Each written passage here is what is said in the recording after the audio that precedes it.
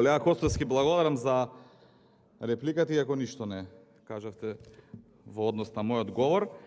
И гледам нешто се подготвувате, претпоставам да видите кандидат за градоначалник на општина Куманово и повторете си ги надлежностите на општината, затоа што регионалните патишта ги гради владата, не општината, и не знам што тоа врска има општината со тие регионални патишта, а не кажавте ниту едно за општина Куманово. Претпоставувам поради ривалитетот со актуелниот градоначалник, затоа што претпоставувам по она што го говорите, сакате да го заземете неговото место.